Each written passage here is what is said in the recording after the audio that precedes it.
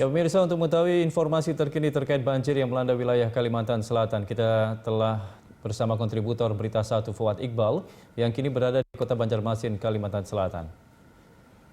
Ya Fuad, bagaimana kondisi di wilayah terdampak banjir di Kalimantan Selatan saat ini? Apakah genangan air sudah mulai surut setelah sebelumnya genangan dilaporkan mencapai 2 meter di sejumlah wilayah?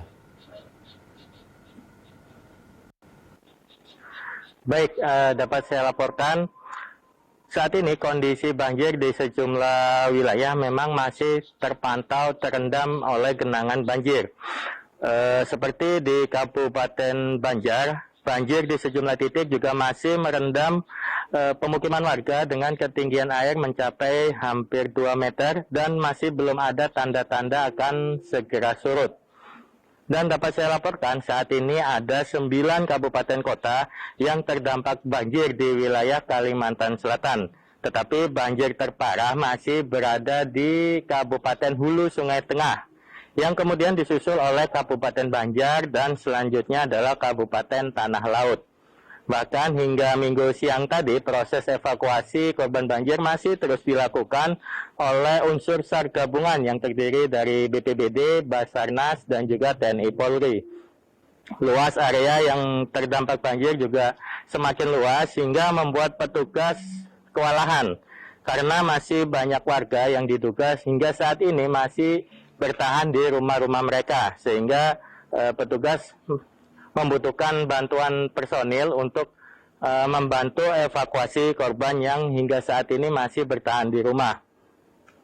Terus menyikapi kondisi ini, sejumlah kabupaten kota yang saat ini masih terendam banjir, semuanya juga sudah meningkatkan status penanggulangan bencana banjir ini dari yang semula siaga darurat banjir menjadi tanggap darurat. Peningkatan status ini bertujuan untuk memudahkan pemerintah daerah dalam menyediakan kebutuhan logistik bagi para korban banjir, baik yang berada di posko pengungsian ataupun di posko-posko pengungsian darurat. Demikian. Ya, Fuad, seperti apa sebenarnya dampak yang ditimbulkan akibat banjir secara keseluruhan, Fuad? Baik, banjir di Kalimantan Selatan ini memang menyebabkan dampak yang cukup signifikan ya bagi masyarakat Kalimantan Selatan. Pasalnya berdasarkan data terakhir dari BPBD Provinsi Kalimantan Selatan per tanggal 17 Januari 2021, tercatat jumlah kepala keluarga yang terdampak banjir telah mencapai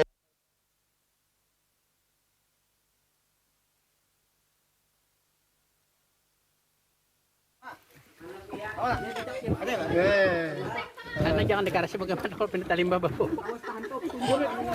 Ya. sedikitnya 35.531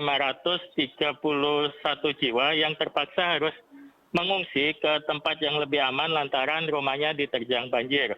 Kemudian banjir di Kalimantan Selatan ini juga menyebabkan 23.969 rumah dinyatakan terdampak banjir.